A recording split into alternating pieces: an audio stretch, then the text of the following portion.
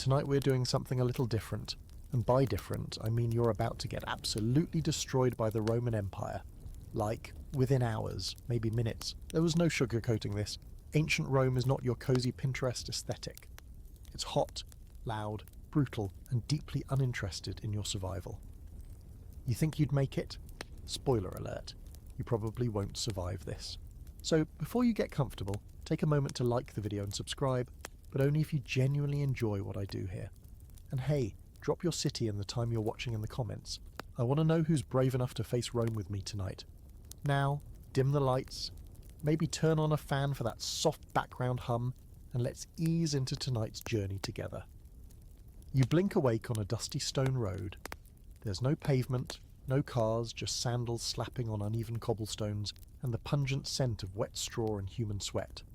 All around you, tunic-wearing Romans push past without a second glance, muttering in Latin, dragging carts shouting prices. You're barefoot, half-dressed in a weird combination of modern clothes and confusion and, oh no, your phone has zero signal. The crowd thickens and pushes you toward a fountain surrounded by cracked marble. A child points at your shoes and laughs. You have no idea where you are, but judging by the lack of plumbing, deodorant and personal space, you've been dropped smack into the height of the Roman Empire, somewhere around 117 CE, during the reign of Emperor Trajan. Within 10 minutes, you're already sweating. Not just from heat, it's anxiety. You know the empire is at its peak, stretching from Britain to Mesopotamia. Roads connect everything, legions keep order, and emperors rule with that smile or sword energy, but none of that helps you right now. You're just a foreigner in a time where foreigners are either traded, enslaved, or blamed for something. Your shorts alone are enough to startle the locals, and you're pretty sure the AirPods in your pocket just labelled you a minor god, or a demon. You try to ask someone for help, big mistake. The man selling figs just stares at you like you barked at him. You stammer something else, and he makes a disgusted face before spitting at your feet. Right, Latin. That's a thing. You shuffle away, trying to avoid more attention, but your weird tunic shorts situation is catching eyes, and not the good kind. You duck down a side street and are immediately hit with a wall of stink. Rotting vegetables, something possibly dead, and a stream of what you desperately hope is just water trickling down the gutter. You press yourself against a building, trying to get your bearings, but that's when a group of kids notices you. They start shouting, laughing at your strange clothes, your panicked face, your obvious lack of clue. One chucks a fig. It misses, barely. There are no signs, no helpful "you are here" kiosks, just sandstone walls, cracked mosaics, and a looming sense that you're not supposed to be here. A man with a big nose and bigger arms barks something at you. You nod because it seems safer than not nodding. He squints, confused, then shrugs and walks off, lucky. Somewhere in the distance, horns blare. Not music, some kind of announcement. People shuffle toward the forum, curious. You follow, figuring maybe there's help, maybe someone official. Bad call. The forum is packed, and a bald man on a platform is yelling about taxes or tithes or traitors. It's all loud and angry. You try to blend in but realise too late that you're the only one not bowing or reacting. Someone notices. "You there!" a voice snaps. You freeze. Everyone turns. A guard in gleaming bronze steps down, points directly at you. "Who are you? What's your station?" You blink. Tourist?" He frowns. That wasn't Latin, and it definitely wasn't a good answer. Or murmurs. Another guard joins him. They start advancing. You bolt. You duck through an alley, trip over a crate, recover, and keep going. A dog snarls from a doorway. Someone yells. A man with half a tunic and a full beard throws a pot at you. It shatters inches from your head. You run until your lungs burn, slipping into a dark corridor behind a temple, panting and heaving. Okay, reality check. You're alone. You don't speak the language. You don't understand the customs. And your modern education did not cover how to avoid being impaled by a Roman spear. Fun historical fact. The city of Rome during this period has over 1 million people, making it the largest metropolis in the ancient world. That's 1 million chances to mess up socially. Even citizens are expected to know their place, speak correctly, and show proper deference. You're a glitch in the matrix. They don't know what to do with you, and that makes you dangerous, or at least suspicious. Now for a weird fringe detail. Romans believed that strangers, especially those who arrived without proper introduction, could be harbingers of omens or curses. Some cults even kept watch for people like you. You haven't just landed in the past, you've landed in a city that might literally think you're the sign of an incoming plague or rebellion. And here's where scholars still argue, if someone from the modern world did show up in ancient Rome, how would they be received? Some historians believe you'd be enslaved on the spot, others argue you'd be killed as a threat to the social order. A few optimists say you might be taken in by a curious philosopher, but even they agree you'd need to speak Latin fast and probably fake a backstory involving being shipwrecked or concussed. But you've got none of that. You're barefoot, breathless, and nearly crying behind a temple wall, hoping no one heard you say tourist. A bell tolls somewhere far away. The sun is dropping lower, shadows stretch across the alley. You know you can't survive out here at night. And this was only your first hour. Let's get this out of the way early. Rome doesn't care about you, it doesn't care about your feelings, your backstory, or your shell-shocked expression as you stumble through its alleyways like a lost contestant from an historical reality show gone horribly wrong. You're in a world where even Roman citizens can barely get by, and you're basically a confused, squishy ghost. A ghost with zero Latin skills, no money, and a face that screams, "Please, rob me." You emerge from behind the temple as the sky turns a bruised shade of pink. Rome at sunset is almost beautiful, if you ignore the raw sewage smell, the buzz of flies, and the possibility of being stabbed for looking at someone the wrong way. You wander cautiously down a wide street paved with massive, uneven stones, the kind that catch your modern feet in all the wrong ways. The sun's warmth fades fast, and the breeze starts to bite. Great. You're underdressed, underfed, and honestly underqualified for surviving antiquity. And that's when it hits you. You need shelter. Badly. You start scanning for something, anything, an open doorway, a friendly face, even just a covered stoop. Instead, you find a crowd gathering around a man juggling torches near a statue of Mars. His performance is impressive, and for a second you're distracted, until someone reaches into your pocket and yanks out your phone. "Hey!" you shout too late. The thief is already bolting, cackling. You chase instinctively, weaving through the crowd, but you're no match for a barefoot pickpocket with lifetime sprint training. He vanishes into a tangle of back streets, and you're left panting and defeated. Your one connection to the modern world, gone. The only thing more embarrassing than losing your phone in ancient Rome is the realization that it was never going to help you anyway. A young woman nearby eyes you cautiously. She's carrying a bundle of dried herbs and wearing a scarf over her head. You try to look non-threatening, which is hard when you're sweating twitchy and clearly not from around here. She speaks to you in a slow, deliberate Latin you can't decipher. You shrug. She says something else, this time louder, and gestures toward a narrow passage. You nod like you understand and follow. The passage leads to a courtyard with a crumbling well in the centre. People are sitting around on stones, muttering, cooking over small fires. It's not a hotel. It's barely a shelter.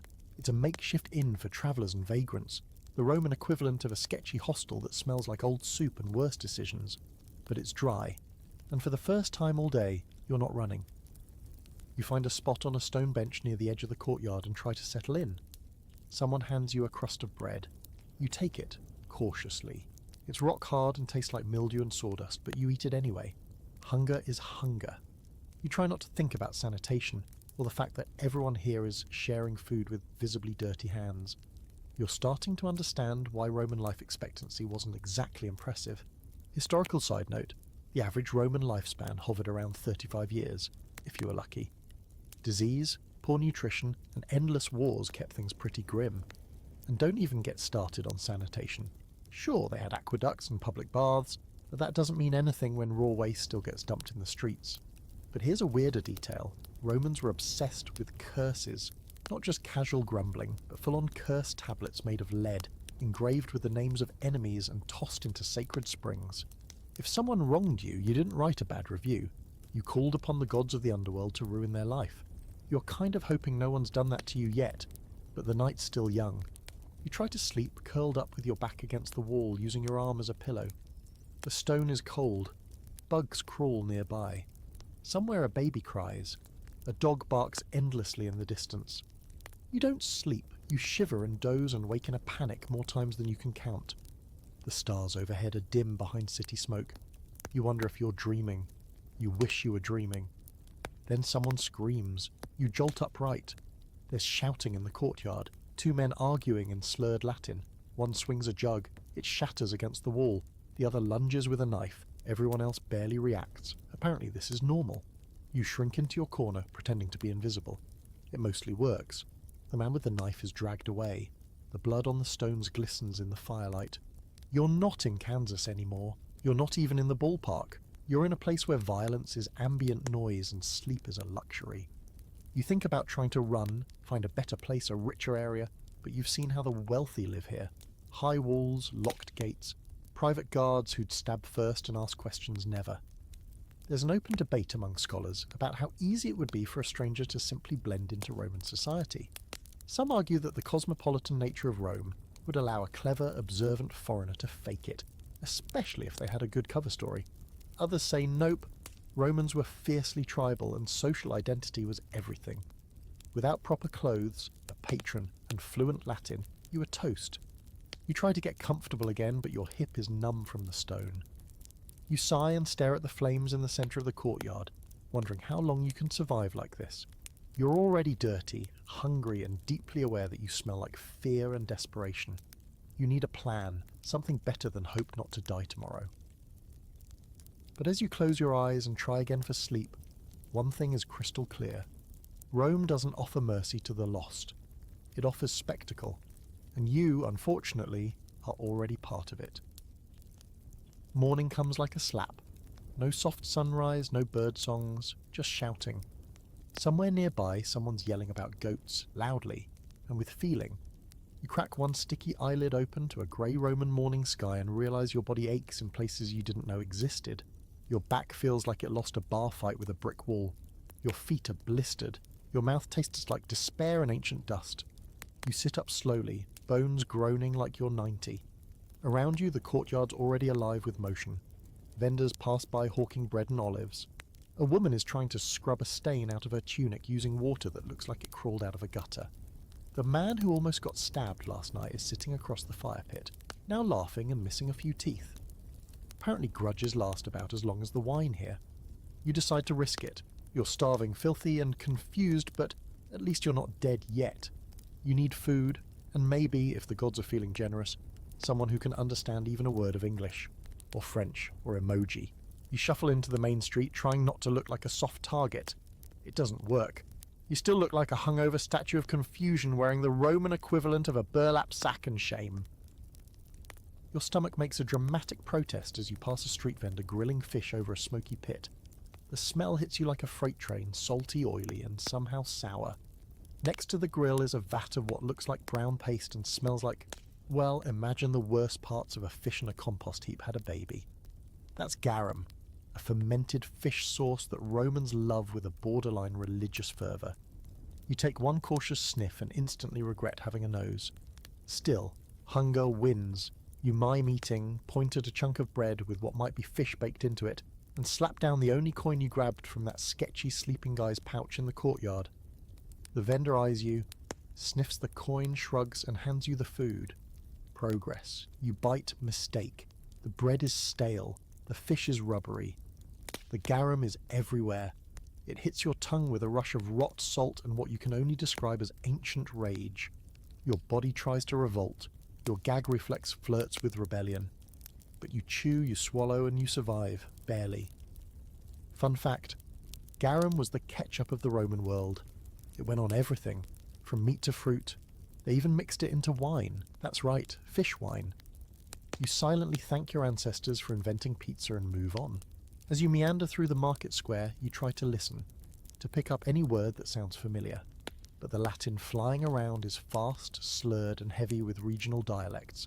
It's like trying to understand Shakespeare read at double speed by a drunk opera singer.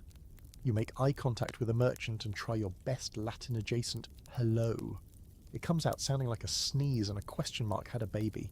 She narrows her eyes. Barbarous, she spits. You shake your head, smiling awkwardly, trying not to panic. Barbarous, she says again, louder, now pointing. That's not a good word in this context. Roman society has a very clear opinion about barbarians, and none of it includes, let's give them a warm welcome and a smoothie. People start staring. You try to back away. The merchant isn't done. She keeps shouting, drawing a little crowd. A boy mimics your awkward accent. A drunk man throws a fruit pit that misses but does emotional damage. You start walking faster. The merchant hurls one final insult that, judging by the crowd's reaction, might have questioned your legitimacy, your fashion sense, and possibly your ancestry. You flee. You duck into a quieter alleyway and lean against a wall, breathing hard about. That could have gone worse, but not by much. You realise now that language isn't just a barrier, it's a threat. Every time you open your mouth, you risk offending someone, or worse, revealing that you don't belong here. In Rome, that's dangerous. There's an ongoing debate among classicists about how much linguistic tolerance the Romans had for strangers. While Latin dominated, the empire was home to hundreds of languages and dialects. Some say a foreigner with enough savvy could get by with gestures and charm. Others argue that fluency wasn't just helpful, it was survival, especially in Rome, where status and speech were linked like armour and rank. Your silence is starting to look like your best weapon. As you slump down onto a broken column and try to regroup, you notice a man sitting nearby, scribbling into a wax tablet with a stylus. He's older, hunched, with eyes that look like they've seen too much. He watches you for a long moment before speaking slowly. Gracchus. You blink. He tries again. Gracchus? Athenaeus. You catch the word Greek. You nod cautiously. He seems sceptical but not hostile. He gestures to himself. Lucius. Then to you. Nomen? You panic for a second before blurting out the only thing that comes to mind. Taylor. He frowns. Laurus. You nod. Sure, that works. He writes it down like he's collecting rare bird names. Then he pulls out a small chunk of bread and breaks it in half, offering you some. You accept it with shaky hands. It's dry, but edible. Better than fish sauce trauma bread, anyway. For a moment, there's peace. You sit in silence, chewing, wondering if you've just made your first real connection. Lucius doesn't press you. Maybe he assumes you're just another wanderer. Maybe he doesn't care, but his calm, unbothered presence feels like a lifeline. You don't know how to ask, but you desperately want to stay near him, at least until the next disaster, which, judging by your luck so far, is probably waiting around the next corner sharpening a very Roman knife. You're still chewing that dry, slightly mouldy bread when your stomach begins to feel uncertain. Not quite pain, not yet, but that ominous flutter, the kind that says, hey, remember that fish sweat loaf you ate earlier? Big mistake. You try to focus on your new, maybe friend Lucius, who seems content to sit and scratch at his wax tablet while humming something tuneless under his breath. He hasn't shooed you off or called you a barbarian, so he's officially your best friend in Rome now. Probably your only one. But your gut has other plans. The discomfort quickly evolves into the kind of stomach pain that makes you question every decision you've ever made. You clutch your side, trying not to make a scene, but Lucius notices. He raises an eyebrow. You shake your head and smile. The international symbol for everything's fine even though I'm dying inside. He mutters something, then stands and gestures for you to follow. You hobble after him down a narrow side street lined with cracked statues and laundry hung so low it slaps you in the face. Lucius leads you to a low arched building with steam rolling from the entrance. Carved into the doorway are two Latin words you barely register. Balneae publicae, public baths. Your brain is screaming, this is not a hospital, but your insides are screaming louder. You duck inside and you're instantly hit with thick, wet air and the smell of oil, sweat and too many bodies in not enough space. Lucius hands you off to a man with a clay pot full of something that looks like mud and smells like pepper and mint, had a confusing baby. He gestures for you to sit. Apparently Roman medicine starts with getting naked. Before you can protest, your tunic is whisked off and someone smears the paste across your stomach. You consider resisting, but you're too far gone now. Besides, this stuff actually feels not awful. A little tingly, a little cold, but not as humiliating as the fact that 10 people are watching you with mild interest while discussing the price of chickpeas. Historical fact incoming. Roman medical theory was largely based on balancing the four humours: blood, phlegm, black bile, and yellow bile. If you had an upset stomach, chances are a physician would attribute it to an excess of one of those charming fluids and prescribe a variety of bizarre remedies, from herbal pastes to bloodletting to, yes, leeches. You're hoping today's menu doesn't include anything bitey. The man tending to you pats your shoulder, says something soothing sounding, and walks away. Lucius reappears with a cup. You peer into it and see a cloudy greenish liquid. You shake your head vigorously. He shrugs and drinks it himself, then belches contentedly. You spend the next hour lying on a heated stone bench, feeling your stomach fight the war of garum and regret. Every so often someone walks by and tosses a glance your way, but no one bothers you. It's oddly peaceful. If you ignore the yelling, coughing, and the very real chance someone's going to slip and crack their skull in the next room over. Eventually Lucius taps your foot and gestures for you to get up. You wobble to your feet, a bit better, still queasy, but not dying. Progress. He leads you to a colder room where a slave pours water over your head from a bucket. It's not refreshing. It's like being attacked by an icy ghost. But at least you're clean now, or cleaner. Here's a fringe fact for your collection. Roman bathhouses were also social centres, almost like gyms, bars and Facebook all rolled into one damp building. Deals were made, secrets were traded, spies listened in while scrubbing their elbows, and diseases spread like wildfire, but nobody seemed to mind as long as the water was warm. As you dry off with what might be a communal rag, Lucius hands you your tunic, which has been rinsed and returned by a boy with a bowl cut and 0 sense of personal space. You get dressed, still dizzy, still hungry, but upright. Lucius pats you on the shoulder. You hope this is his way of saying, "You didn't die, congrats." You step back into the street. The sun's higher now. The city's louder. The ache in your belly is dulled to a grumble. You're alive. Gross, but alive. You decide to stick with Lucius for a while. Maybe he's a scholar. Maybe a retired soldier. He seems to know his way around the chaos. You follow him to a food stall where he buys something that looks like flatbread with crushed olives and goat cheese. He offers you a piece. You hesitate but accept. It's actually decent. Salty, chewy, and blessedly fish sauce free. You try to thank him. He just shrugs, then gestures to the crowds and says something like, "Herbs. The city." He draws a rough map in the dust with a stick. Forum, temple, amphitheatre. "Domus," he says, pointing to a small square. You assume that's his house. He points to you and lifts an eyebrow. You just shrug and say nullus domus, which is probably mangled Latin, but he gets it. No house, no home. His expression softens for a second, and then he barks out a laugh, slaps you on the back and keeps walking. You follow because, honestly, what else can you do? Wandering alone got you almost stabbed, almost cursed, and medically spoiled with mint mud. Lucius is the best plan you've got. Here's something scholars still bicker about. Would a modern person, even a clever one, be able to really pass in ancient Rome? With enough luck, maybe. But luck runs out fast, especially if you say the wrong thing, wear the wrong thing, or eat the wrong thing. You've already done all three, but for now, you're breathing. Your insides are settling. And you've got a Roman stranger who hasn't yet sold you into slavery, or thrown you into a pit. Which, all things considered, is a massive win. It's around midday now, and the heat has climbed from mildly uncomfortable to "someone please peel me off this sun-baked wall like a stale pastry." You're trailing Lucius through winding streets, your tunic clinging to you in unfortunate places as the city thrums with midday activity. Rome is at its loudest and most chaotic right now. Merchants shouting, livestock bleating, children screaming, and somewhere in the distance someone yelling about stolen sandals. Lucius leads you through a maze of alleyways up a narrow slope, and suddenly you emerge into a shaded courtyard filled with coloured mosaics and creeping vines. It's quieter here, though still tinged with the ambient groans of city life. He gestures for you to sit on a bench beneath a fig tree. You're beginning to feel a little more human again, though the rumble in your stomach suggests you've got about 3 hours before your body turns on you for good. Lucius disappears inside a modest house, more of a glorified stone box with a tiled roof, and you're left to marvel at the surroundings. The courtyard has a little fountain in the centre, burbling away, and a stone slab engraved with some kind of poem. You squint at the Latin. Nope, still no idea. When Lucius returns, he has another man with him. This one's younger, probably in his early 20s, and dressed in cleaner robes. He looks at you with the kind of polite disgust that says, "Why is this sweaty disaster on my property?" You smile weakly and wave. It doesn't help.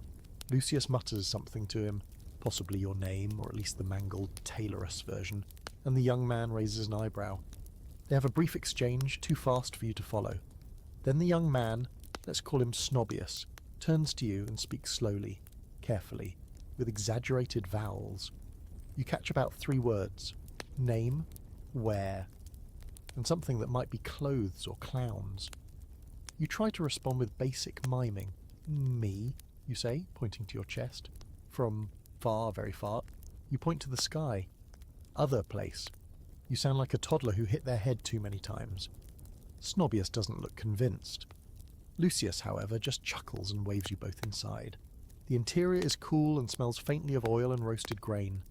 There's a low table, some clay cups, and a bowl of olives that look like they've been sitting out since the reign of Romulus. You're not sure if this is lunch or a test.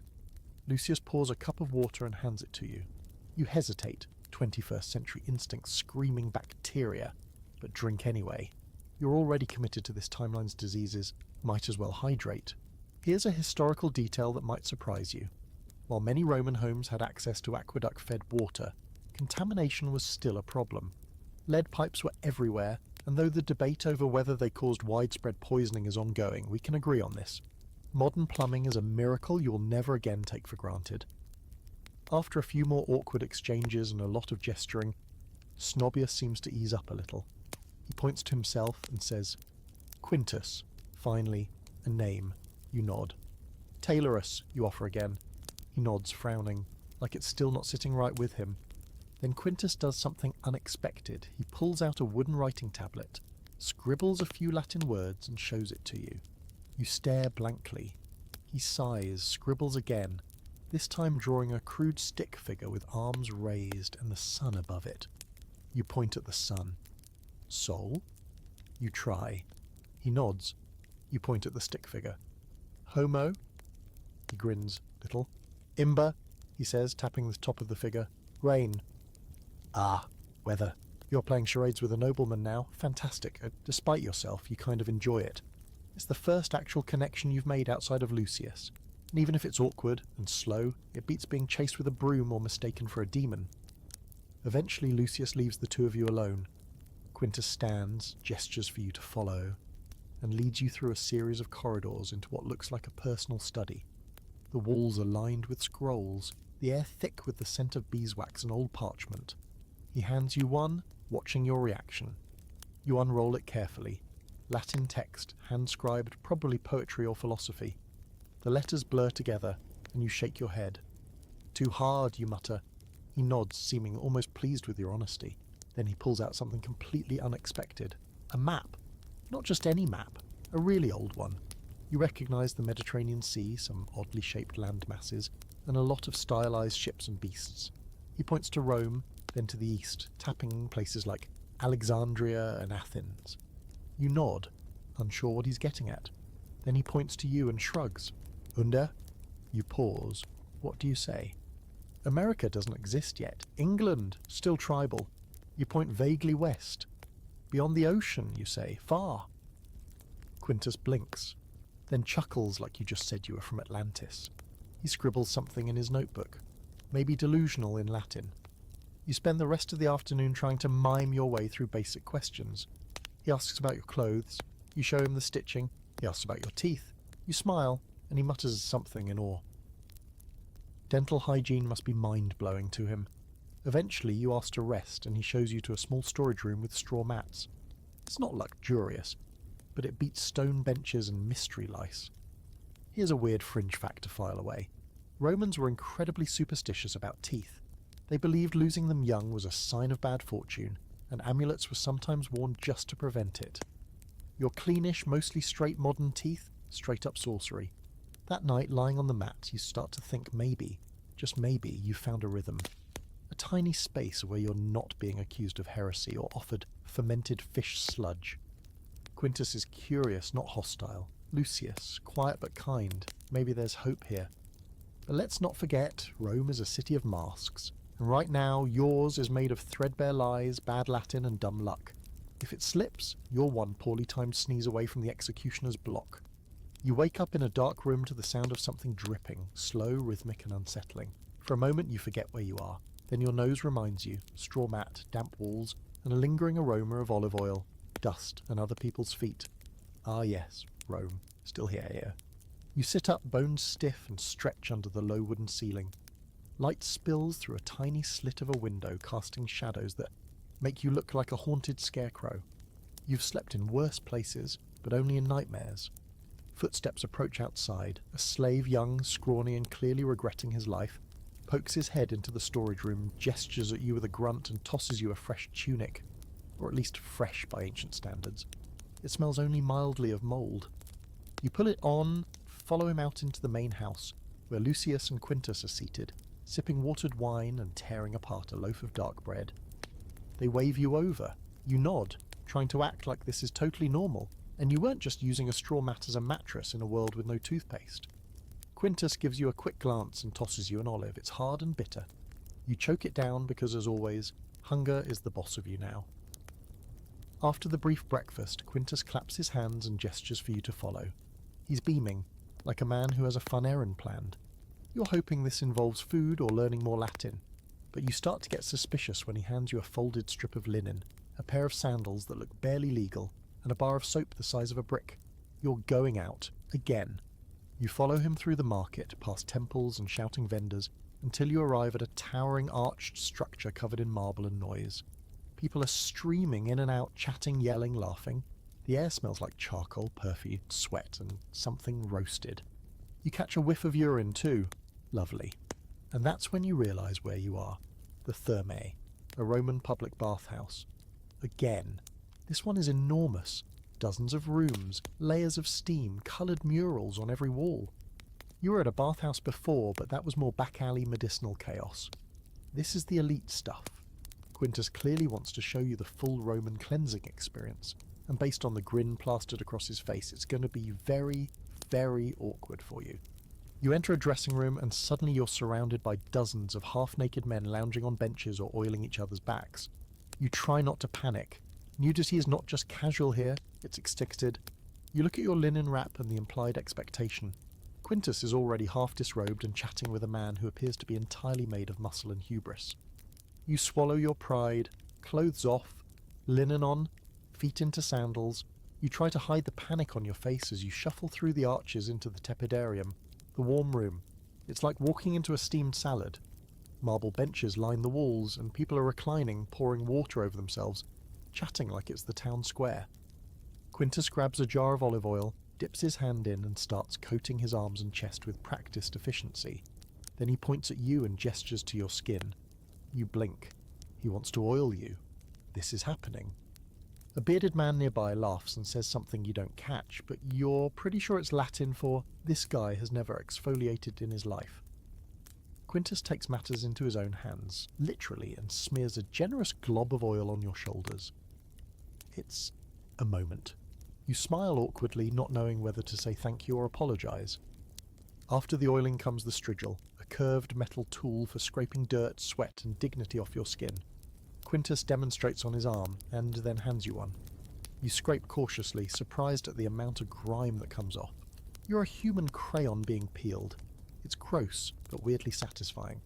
From there you move into the caldarium, the hot room, and by hot, we mean your pores scream open, and your vision blurs within seconds. It's like being slow-boiled in your own sweat. You sit dizzy, between two sweating senators discussing someone's failed grain shipment and a teenager picking his teeth with a bone. Historical fact for you, these bathhouses weren't just for hygiene. They were the epicenter of Roman social life. Deals were made, gossip traded, and egos massaged with a mix of steam and flattery. It wasn't weird to spend hours here, lounging naked with strangers while someone read poetry or offered to scrub your back. You're trying your best to be invisible. Unfortunately, you're still weird. Your hair is too short, your accent is not Latin, and you flinch every time someone walks past holding tongs or a ladle. One man stares at you for a long moment, then mutters, "Gallus?" You're not sure if he means a Gaul or a chicken. Either way, you nod and move on. Eventually the whole procession shifts into the frigidarium, the cold plunge. Quintus grins at you and gestures grandly. You shake your head. No. Nope. No thank you. But peer pressure is eternal. A group of men cheer as Quintus cannonballs into the water. Then everyone looks at you. You sigh, close your eyes, and jump. It's freezing. Your soul exits your body. Your thoughts crystallize into a single sentence. I hate everything about this. You surface, gasping, spluttering, and possibly inventing Latin profanity on the spot. The crowd roars with laughter. Quintus claps you on the back, his version of affection. You're still not sure whether this is a hazing ritual or a friendship test, but either way you passed.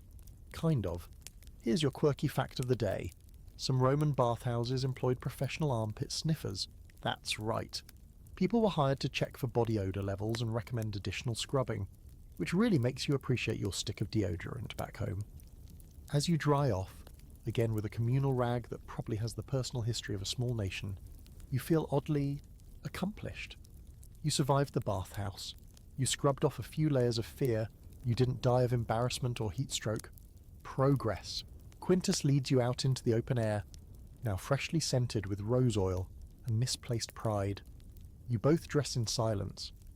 He glances at you with a little nod of approval, like, not bad for a fish-out-of-water barbarian. And then he says something calmly like it's no big deal, but you catch a word, just one. Cena.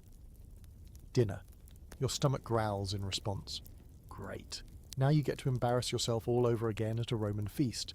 You're clean, possibly over-oiled, and now heading to dinner with two Roman men who think you're either a charming foreigner or some kind of well-meaning idiot. Either way, they've taken you in for now, and your main goal is to not mess it up by, say, eating the centerpiece or calling Jupiter the big guy upstairs.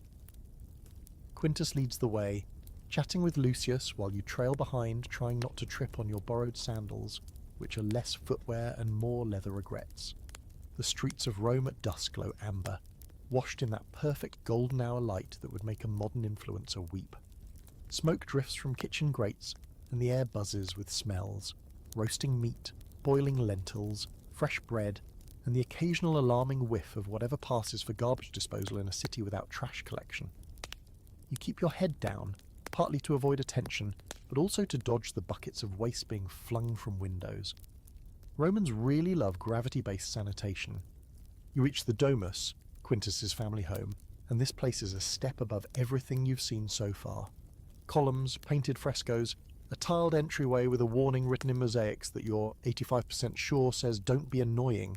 You pass through the atrium, where a slave pours rosewater over your hands and hands you a clean towel. You wipe nervously, trying not to look like someone who once considered ketchup a vegetable. And then you enter the triclinium, the dining room. Forget everything you know about tables and chairs. This room is built for lounging. 3 couches arranged around a low table, with pillows so squishy you immediately sink 2 inches into one and feel like a melting marshmallow. Quintus and Lucius take their places, reclining on their sides like it's just another Tuesday, which, for them, it is. You awkwardly copy them, nearly roll off the couch, and manage to knock over a cup of wine. Great start. The first course arrives. Olives, cheese, little pastries stuffed with mystery meat. You pick at it politely, trying not to inhale everything like a desperate raccoon. Quintus talks while he eats, occasionally gesturing to you with bits of food. You don't understand half of it, but he seems amused whenever you nod and smile like a diplomat who skipped their briefing. Then comes the garum. Again. A servant pours it over a platter of roasted vegetables and eggs, and the smell hits you like a memory you've been trying to suppress. Lucius sees your face and chuckles, offering you a plain piece of bread instead. You mouth a silent thank you, and take it with all the grace of a man about to cry into carbs. Fun fact, Roman dinners weren't just about eating, they were events. A chance to network, show off wealth, recite poetry, and generally pretend you weren't surrounded by disease and political backstabbing. Tonight's gathering is casual, just the 3 of you, but you can feel the performance under it all. Every gesture, every bite, every little smirk, it's a dance, and you're learning the steps one awkward stumble at a time. You try one of the egg and vegetable things soaked in garum and nearly choke. Not from the taste, though that's challenging, but because a fishbone lodges in your throat. You cough so hard you almost flip off the couch. Quintus pats your back. Lucius pours you more wine. You recover red-faced, watery-eyed, and deeply aware that your ancestors survived plagues and conquests just to produce someone who almost died from brunch. Then comes the main course. Duck, maybe? You think it's duck, or a very confident pigeon. It's been stuffed with dates and almonds and seasoned with what smells like cinnamon and black pepper. You're suspicious, but one bite in and you're impressed. It's rich and sweet and slippery all at once. A win, finally. You nod in appreciation, and Quintus seems pleased. He starts asking you questions again, this time slower, more deliberate. Patria, he says, pointing to you. You recognise that one. Homeland. You point west. Multos dies, you say, hoping that's something close to many days away. He squints, not fully getting it, but nods anyway. Lucius tosses in something that sounds philosophical, probably about fate or goats. You try to ask something back. You say, to scribis, while miming writing. Quintus brightens. Scriba, he declares, nodding. A scribe. Of course, the wax tablets, the ink stains, the slightly smug vibe. It all fits. He taps his head, then his stylus. Verba sunt arma, he says. Words are weapons. You nod like that makes total sense, even though it only half does. Here's a historical truth. Literacy in Rome was rare, but highly valued. Scribes held a unique role. They weren't just writers. They were record keepers, poets, bureaucrats, sometimes even spies. And for a brief moment, you wonder if you could fake that. You can write, sort of, if someone lets you use a pen that doesn't involve dipping into squid ink and praying to Mercury. Then, as if summoned by your thoughts, a slave brings out a scroll and lays it beside Quintus. He unrolls it and starts reading aloud. It's poetry, rhythmic, lyrical, probably in praise of some long-dead general or the moon or both. Lucius claps softly. You just smile, trying not to fall asleep face first into a fig tart. But just when you think you've survived the night, it happens. Quintus gestures to you, hands you a stylus and a small wax tablet. He wants you to write something. Panic. Your hands sweat. You stall by drinking more wine, which was a mistake. You hesitate, then lean over the tablet. You etch a few lines, trying to remember any Latin.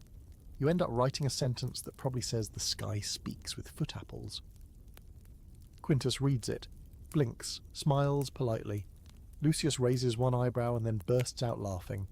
At least someone's enjoying this. But then Quintus nods encouragingly and says, Discipulus. A student. You. He's not expecting brilliance. He just thinks you're learning. And in that moment you realise this weird Roman noble has decided to teach you. He thinks you're someone worth educating. A clueless barbarian, sure, but not worthless. Here's a scholarly debate you might find comforting. Some historians believe Roman elites were fascinated by foreigners, especially odd ones. They might treat you as a curiosity, a project, even a friend. Others insist they'd see you as a threat. But in Quintus's eyes, for now, you're a puzzle, one worth solving. As the evening winds down, you lie back on the couch, staring at the flickering oil lamp overhead. Your stomach is full, your body is clean, and nobody has tried to crucify you today. A high bar, but here we are. And with that thought, you let yourself close your eyes, trying not to think about the fact that eventually you'll have to leave this house and face the rest of Rome again. Morning hits you with the grace of a goat to the face. You wake up on the same straw mat in Quintus's storage room, mouth dry, back sore, and brain foggy from too much ancient wine, and the emotional whiplash of pretending to be a student instead of a time-travelling lunatic. You stretch, groaning, and hear the unmistakable crunch of straw tangled in your hair. There's also a mild smell of vinegar, and something vaguely metallic, probably the scent of someone boiling bronze nearby, or your own slow descent into smelling like old coins. You shuffle out into the atrium where a few household slaves are already at work, sweeping, pouring water, muttering about laundry and gods. None of them make eye contact. They are trained for invisibility, but you unfortunately are not. Quintus is nowhere to be seen, but Lucius is perched on a bench, eyes closed, muttering to himself. Praying, meditating, or, given how he's swaying slightly, still recovering from last night's garum-laced feast. He opens one eye when he hears you approach, squints like he's trying to identify whether you're a person or a hallucination, and then nods. Salve, he croaks. You respond with your usual go-to, nod, smile, vague hand gesture. You're practically fluent in body language at this point. After some food, more bread, olives, and what might be goat yogurt, you're ushered outside. Apparently, you're on your own today. Quintus is off doing something noble and scribey, and Lucius disappears into a crowd of shouting men arguing about grain prices. So here you are, alone, again, back in the belly of the beast. The Roman streets hit you differently this time. Now that your body isn't screaming from malnutrition and you're not actively being chased, you can finally look around and absorb it. There's a kind of beauty to the madness. Painted shop signs swinging in the breeze, musicians on corners plucking out shaky tunes, dogs weaving between carts. You spot a fruit vendor piling apples into a basket, their red skins glossy in the sunlight, and for a moment it all feels almost manageable. But then the stares start. It begins with a child, just a quick glance and a whisper to her mother. Then a man slows his walk to get a better look at you. Then two more people do the same. You realise too late. Your posture, your walk, your hesitation at every turn, they mark you. You don't belong. Even after the bathhouse, the tunic, the lesson in not dying during dinner, you still move like a foreigner, an outsider, a very obvious question mark in a world that hates confusion. Someone mutters the word again, barbarous. You try to ignore it, moving faster through the crowd. But it keeps happening. Eyes darting toward you, whispers, people taking a step back as you pass. One old woman makes the sign of the horns with her fingers, warding off evil. You're not just weird, you're unnerving. And in Rome, unnerving has a tendency to get people executed. Historical fact for you, Romans were extremely suspicious of anything unfamiliar. Foreigners, especially those with strange speech or behaviour, were often accused of being witches, spies or omens. Add in any random modern object you still have, say a shoelace or the weird elastic waistband of your undergarments, and you're basically walking superstition bait. You duck down a side alley to get away from the eyes. Bad idea. Within seconds, two men follow you. They're rough-looking, tunics dirty, sandals broken, one of them holding a staff that's more club than walking aid. They start talking, fast and low. You try to look casual, like someone who definitely knows where they are and is not, in fact, a human lost and found item from another century. One of them steps in front of you. The other blocks the exit. Or they ask something. You don't answer. They try again, louder, more insistent. You shrug, palms up, and say, "Non intelligo." I don't understand. They don't like that. One grabs your tunic. You panic, push, duck, run. Your feet slap the cobblestones, lungs burning, heart in your throat. You dart through stalls, past startled vendors and a man yelling about chickens. You barely register your surroundings as you race through the chaos, until you crash into something soft, loud and angry. You've run headlong into a cart filled with amphorae of garum. The clay jars wobble. You freeze trying to grab them. Too late. One tips, then another. A cascade of fish sauce crashes to the ground in an explosion of rot, oil, and pure olfactory hell. You're drenched, soaked in the tears of ancient anchovies. Everyone within 30 feet recoils in horror. The vendor screams at you in Latin so fast and furious it breaks the sound barrier. People gather. Someone laughs. Someone else gags. You try to apologize. More fish goo drips down your legs. The two guys who were chasing you earlier take one look at your new stink and back off. Disgusted. Congratulations. You've invented fish-based pepper spray. You stagger away, trying to find water, dignity, or an open manhole to crawl into. You pass a fountain and dunk your head in, splashing desperately. Someone yells at you, probably because this fountain is for drinking, not bath time. Whatever.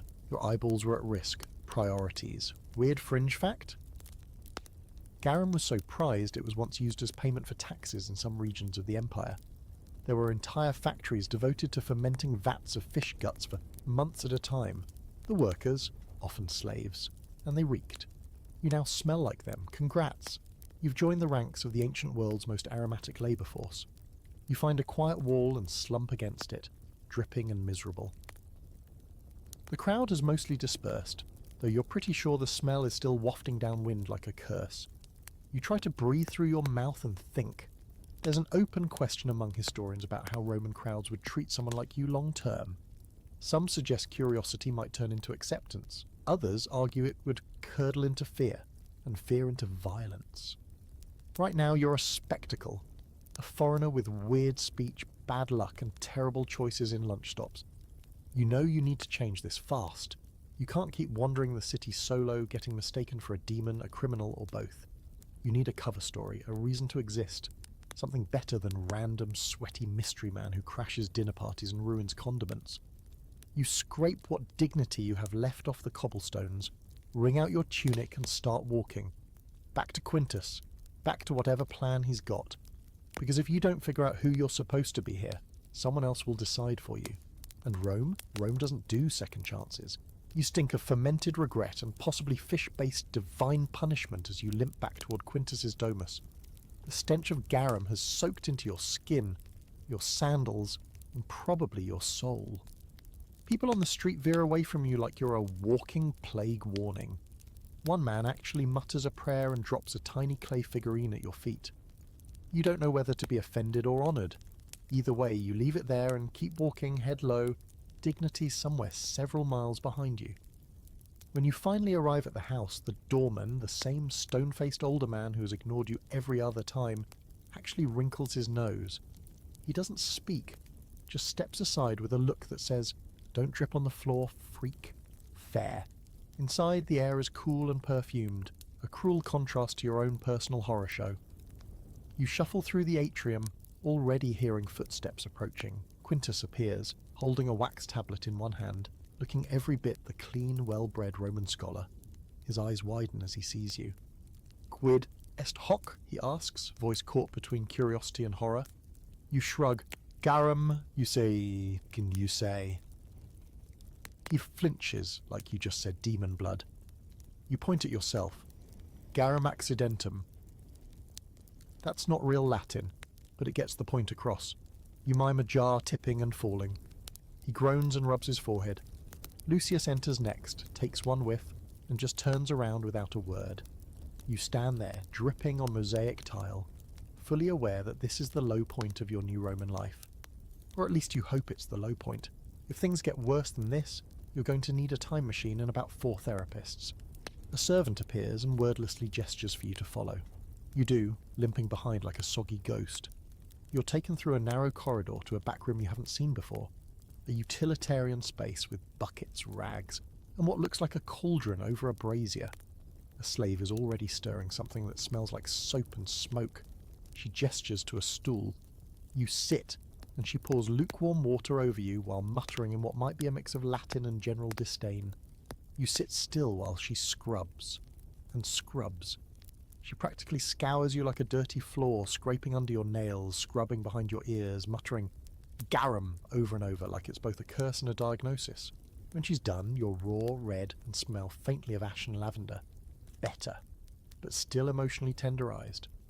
While you dry off with a rough linen cloth, Quintus pokes his head in, now looking more curious than grossed out.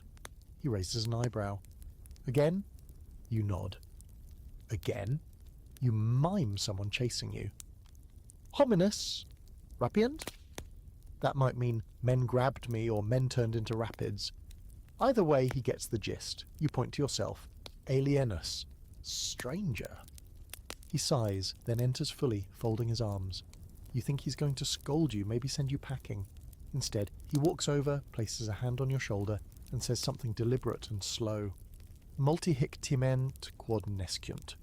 You catch the words, many here fear what they don't understand. That hits hard because he's right. You don't belong, you look wrong, speak wrong, act wrong, and this place, it doesn't have patience for wrong. Quintus walks you back toward the study. He pulls out a scroll and begins to unroll it. Discere debes, he says firmly. You recognize the command you must learn. Then he hands you a wax tablet, a stylus, and points at a line of text. It's time for Latin class, ancient Rome style. And based on his expression, this is your last chance before he starts considering other uses for your still mysterious presence. For the next hour, you stumble through basic vocabulary. He points at things, table, wall, fire, wine, and you repeat the words. Sometimes you guess right, sometimes he corrects you. Every now and then, Lucius walks by and throws in a sarcastic comment. You don't understand most of it, but the tone translates. You're basically a linguistic toddler, and the grown-ups are just hoping you don't poop on the floor. Still, you're learning. You start to get the rhythm of Latin, the case endings, the word order that makes no sense until it suddenly does. You remember bits from long-forgotten school lessons. A phrase clicks, then another, and then Quintus gives you a nod. A small one, but it feels like winning the Olympics. Here's your historical moment for today. Formal education in Rome was brutal. Young boys, girls didn't get much in the way of schooling, would recite texts until their throats bled. often with a tutor standing nearby holding a stick. Grammar, rhetoric, philosophy. Memorize, recite, repeat. Your lucky Quintus seems to have the patience of a mildly amused demigod. Then, to your surprise, he switches topics. Hodi, Templum Iovis. You catch the word templum, temple, and Iovis, Jupiter. He wants to take you to the temple. You smile, nod, pretending this sounds like a calm educational outing, but your stomach tightens. Because here's the thing about Roman religion. It's not all hymns and warm fuzzies. Worship here is business. Contracts with gods, blood offerings, public displays of piety. And you're about to walk into a sacred space with the religious understanding of a confused garden gnome. Quintus clearly thinks it'll be good for you.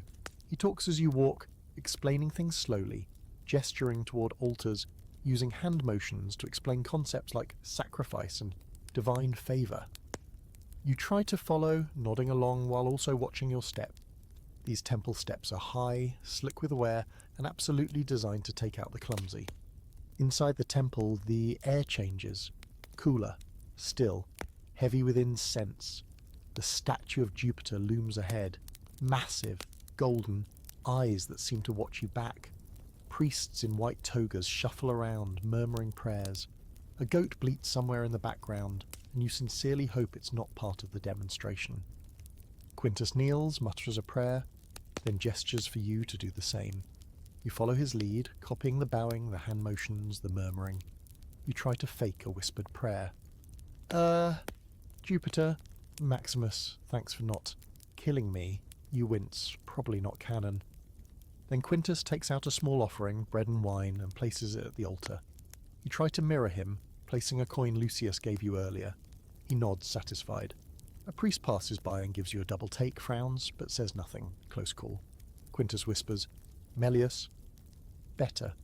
But here's your fringe fact.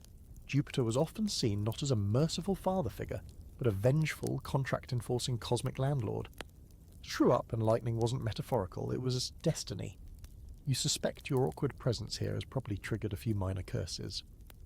As you exit the temple, Quintus claps you on the shoulder. Romum discis, he says. You're learning Rome. You exhale. Maybe you're not entirely doomed after all. Then someone shouts. You turn, a crowd's forming at the bottom of the temple stairs, and in the centre, a man holding your old phone, and yelling Magus, wizard. Oh no. The crowd gathers fast, like blood to a wound.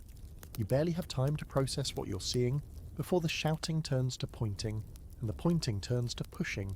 The man holding your phone, a scrawny sunburnt vendor with a tunic that's seen better centuries, waves it like a cursed artifact above his head.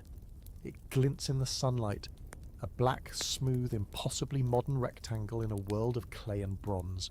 Your stomach drops. He's yelling the same word over and over. Magus, a magician, a sorcerer, possibly worse, and the people around him, they're eating it up. Every new Roman within earshot turns their head and squints. You see expressions shift, from idle curiosity to suspicion, then to fear. The vendor presses the side of your phone, and the screen briefly lights up. That seals it. The crowd gasps like they just watched a man turn wine into snakes. A woman shrieks, a child starts crying. Somewhere someone yells, Diabolus. Great. You're now officially an agent of dark forces. 10 out of 10 wouldn't recommend. Quintus stiffens beside you, eyes locked on the phone. He doesn't move for a moment, and then he turns to you, voice low and sharp. Tuus est? You hesitate, lie, deny, pretend you've never seen a phone in your life and it just happens to perfectly match your pants? No. You nod slowly. Meus est, you say. Mine. He curses under his breath, grabs your arm, and pulls you back from the crowd just as a rock flies past your head and shatters against a column. Okay, so this escalated quickly, very Roman of them. Curamus, Quintus says. Let's run, you don't argue.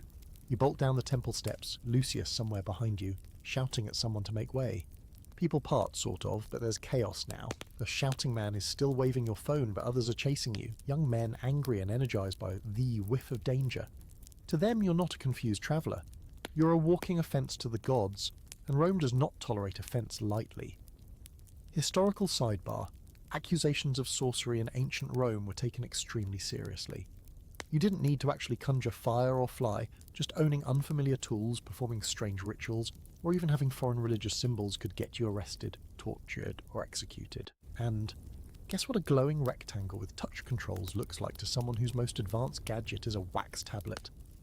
You and Quintus dart through narrow alleys, your sandals slapping the stone, lungs burning. You leap over a puddle that might be water but probably isn't. Someone tries to grab your tunic, you twist away. Someone else throws something, it hits the wall beside your head and explodes into a puff of herbs or possibly mould. You're not even sure where you're going until you see the back gate of Quintus's domus up ahead. The doorman sees you, and to his credit, doesn't even hesitate. He throws the door open just long enough for you both to slip inside before slamming it shut behind you with a resounding thud. You collapse in the atrium, chest heaving. Quintus is standing, pasting, running a hand through his hair like he's trying not to scream. A moment later, Lucius stumbles in, clutching a stitch in his side. He mutters something about chaos, peasants, and needing a stronger drink. Then comes the interrogation. Quintus points at you. Quid est? What is it? You hesitate. You don't know how to explain an iPhone in Latin. There is no Latin for Bluetooth. There is no translation for battery life or facial recognition. So you do your best. You mime. You say lumen, light. You say nuntiae, messages. You try machina seriae, machine. You even draw a little rectangle in the dust and sketch a stick figure holding it. It all sounds insane. Quintus listens with furrowed brows, arms crossed. Lucius just stares at the drawing like it might bite him. You can tell they don't believe you. Not completely, but they also don't know what to do with you. Not yet. You're no longer just a foreigner, you're something else. Something dangerous. Then Lucius mutters something. Quintus nods. You catch the word magistratus. Uh-oh. They want to go to the authorities. You shake your head. Priculum est, you say. It's dangerous. You mind being arrested. Chains, execution. Lucius snorts. That one he understands. But Quintus looks conflicted. He's a man of law, of order. Turning you in might feel like the right thing to do, but something in your face, or maybe in the memory of you nearly dying from fish sauce, holds him back. Instead, he nods slowly. A hilandum est, he says. It must be hidden. You don't know whether to be relieved or more afraid. He leads you to a storage room and shows you a loose tile in the floor. Together, you lift it and bury the phone in the dark, dry space beneath. He replaces the tile, pats the stone flat. You stand there, staring at the spot where your last connection to home just disappeared into the dirt. Fringe fact of the day, Romans believed in numina, spirits that inhabited objects and places. Everything had a kind of soul. If someone starts to believe your phone is alive, it won't just be weird. It'll be sacred, or cursed, or both. You've just planted a modern ghost in the foundations of ancient Rome. Quintus rests a hand on your shoulder again, his expression serious. Nemo siat, he says. Let no one know. You nod, you won't tell, mostly because there's no one left to tell. But even with the phone hidden, the damage is done. People saw, whispers will spread. And once Rome starts whispering, it doesn't stop, not until someone's bleeding. Later that night, as you lie awake on your straw mat, you hear shouting in the distance. Not angry, just voices carrying on the wind. Someone's singing, someone else is crying, and you stare at the ceiling, wondering how many more days you can keep this lie alive. Here's a scholarly debate worth considering. Could a modern object truly change Roman history if it landed in the wrong or right hands? Some argue that even the simplest tool, a compass, a battery, a pair of glasses, could cause massive ripple effects. Others say the ancient world was too rigid, too skeptical, too slow to adopt what it couldn't explain. You wonder what category you fall into. All you know is that tomorrow you'll wake up in a city where people think you're a wizard. And if there's one thing Rome does well, it's dealing with magic. With fire.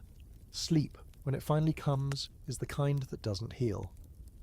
You close your eyes to the sound of distant arguing. Maybe vendors, maybe drunkards, maybe the cops themselves debating what to do with you. And you wake to a dim grey sliver of light cutting through the storage room's tiny window like a blade. Your body feels like it's been in a fight. A fish-scented, cobblestone-hitting, anxiety-sweating fight. You roll off the mat, joints popping, straw clinging to your arms, and sit in the stillness of a world that's not your own. And it hits you again. Your phone is gone, hidden beneath a Roman floor tile like a cursed relic in a bad museum exhibit. and with it, any hope of proving who you are or how you got here. For all Rome knows, you're a peasant with performance anxiety and a weird accent. For all you know, you're stuck here forever. But you don't have time to spiral. A knock, soft, deliberate, taps at the doorframe.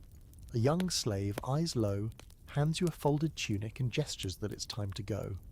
You don't ask questions. You dress quickly and follow, barefoot on cold tile, the silence between your footsteps oddly loud. Instead of heading to the usual study, you're led through the rear courtyard and into a part of the house you haven't seen before. Stone gives way to wooden beams, and the scent of oil lamps hangs in the air. You're brought to a narrow, dark stairway that descends into a chillier space, a cellar or some kind of storage chamber. There's no welcome sign, but the message is clear. You're not safe upstairs anymore. Quintus is there, pacing beside a table covered in scrolls and wax tablets. He doesn't look at you right away. When he finally does, his face is pinched, his eyes tired. Multi loquuntur, he says. Many are talking. You nod because, yesterday was loud. He gestures to a bench. You sit. He walks over and lays a hand flat on one of the tablets. Hoc non potest humanere, he mutters. This cannot last long. Then, after a pause, he asks the question you've been dreading. Es neverus magus? Are you truly a magician? You flinch. You consider answering with a flat no, but your hesitation fills the space before your words can. Non, you finally say. Non magus alienus. Not a magician, a foreigner. You hope that's enough. Lucius arrives moments later, less grumpy than usual, but still sporting the look of someone deeply irritated by the mere existence of mornings. He gives you a brief once-over and slumps into a seat. A slave brings in water and bread. No one touches it. Then Quintus lays out the new plan. You're going to lay low, stay out of public spaces, avoid temples, avoid questions. He says the word suspicio more than once. Suspicion. Rome, it seems, isn't quick to forget strange displays of glowing rectangles. You nod again and think, okay, exile light. Could be worse. But then Lucius suggests something that makes your heart stop. Carcer. Prison. The word sits on the table like a dead animal. Quintus doesn't answer right away. He rubs his jaw, looking away. Then finally he says, Non, nondum. Not yet. But the idea is out there now, and your stomach knots. Here's your historical fact of the day. Roman prisons weren't institutions for long-term punishment.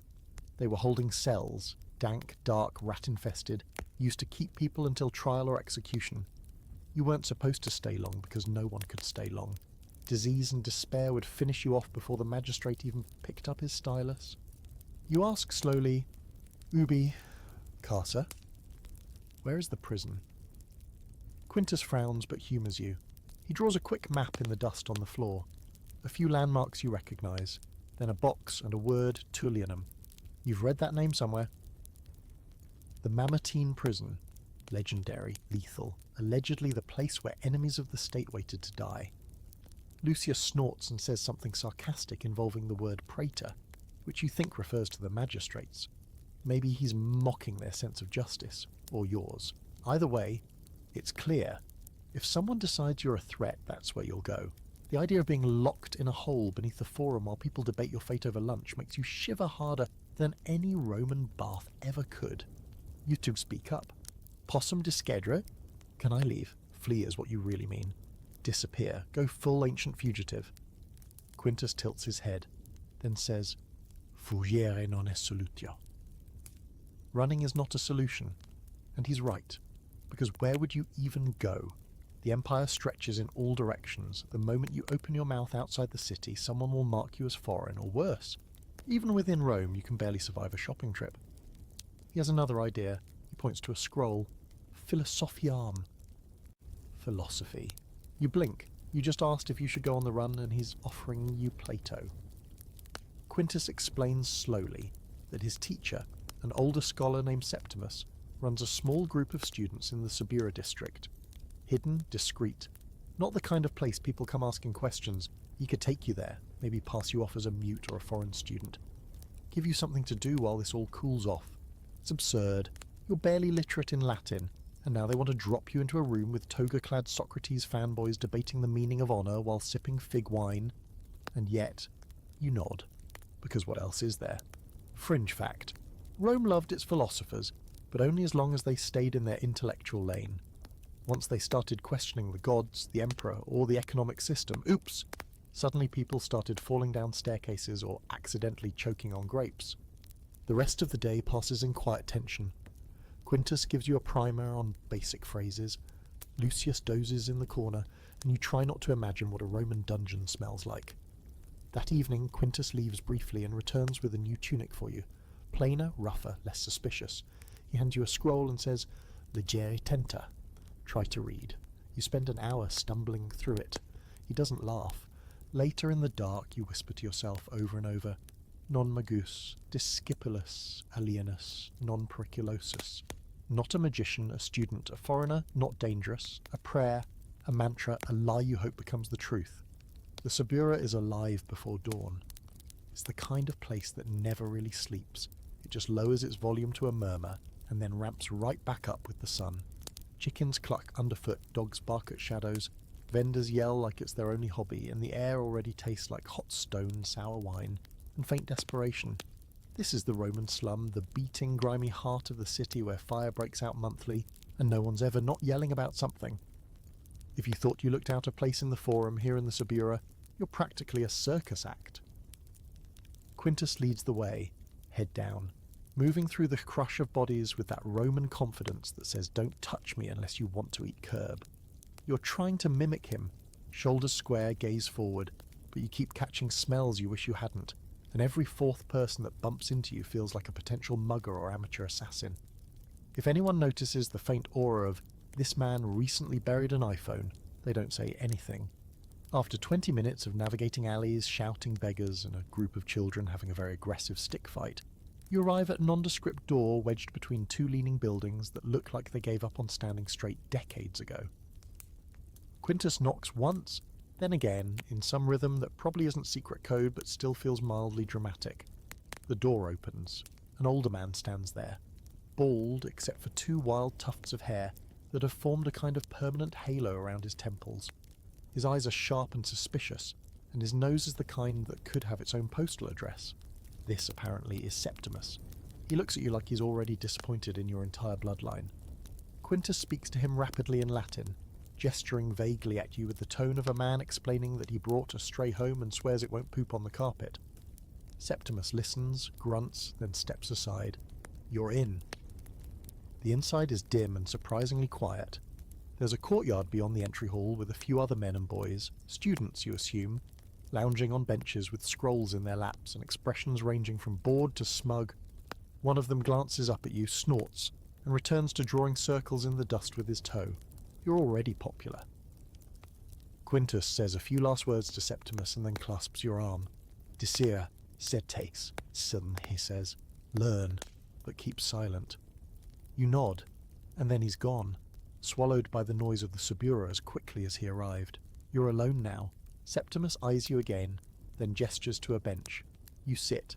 It's not comfortable, but you've grown used to discomfort by now. It's part of the Roman ambience. He places a scroll in your hands, clearly expecting you to do something useful with it. You try to read the opening line.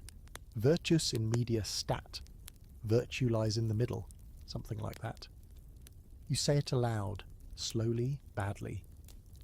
Septimus doesn't respond.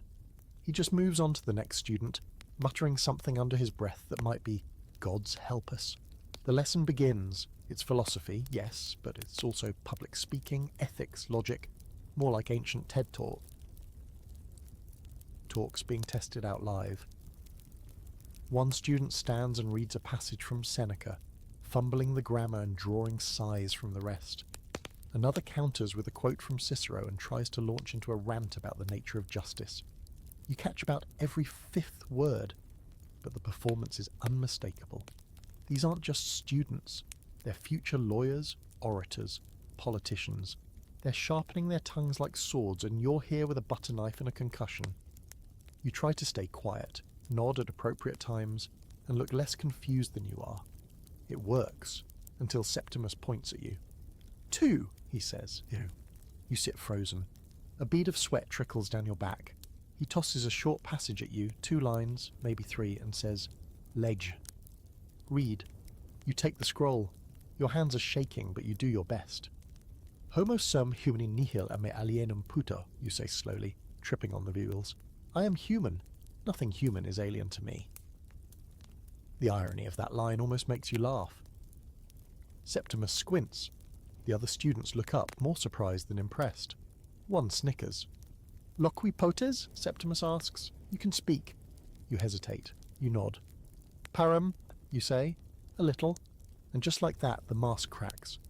Septimus leans forward. Curious now, he asks where you're from. You answer with your usual vague gestures westward. He asks what you know. You say not much. He nods slowly, then says something that stops you cold. Barbarous S? You pause. He's asking if you're a barbarian. Not just a foreigner, but the other, the uncivilized. The chaos outside the gates of Rome. You shake your head. Discipulus sum, you say. I am a student. There's a silence. Then Septimus lets out a single dry chuckle. Omnes sumus, he mutters. We all are. From there, he doesn't press you further. You're allowed to stay, if you can keep up. The rest of the lesson is less terrifying, more engaging.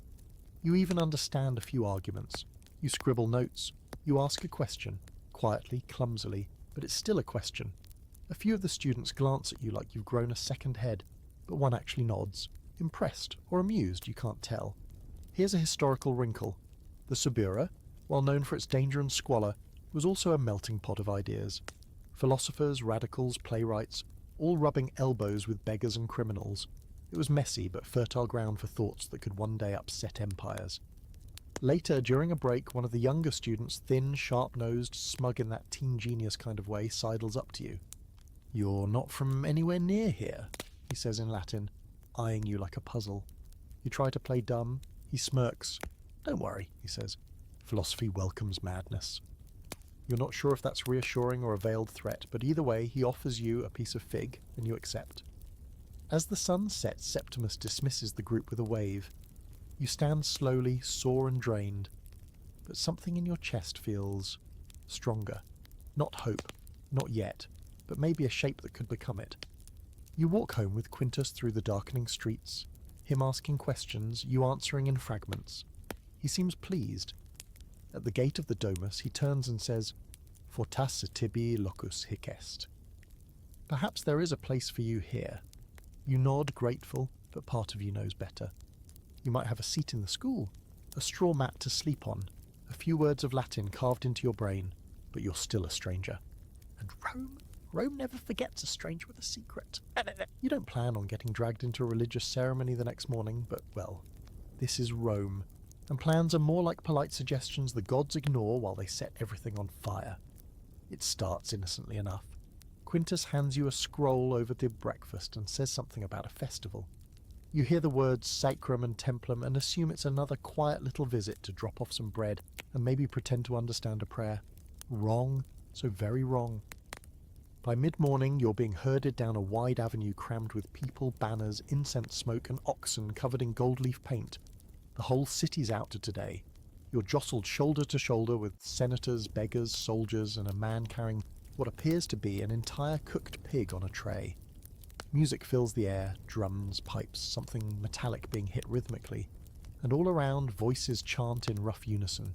You can't understand most of it, but it doesn't sound like the fun kind of hymn. You're attending a sacrificium publicum, a public ritual offering to the gods, in this case Jupiter himself.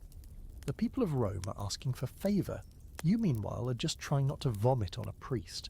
You and Quintus push through the crowd toward the Capitoline Hill, where the great temple of Jupiter looms like a marble mountain. The structure is massive, columns thick as tree trunks, banners flapping in the wind, and a set of stairs designed specifically to ruin your knees. You climb them anyway. There's no backing out now.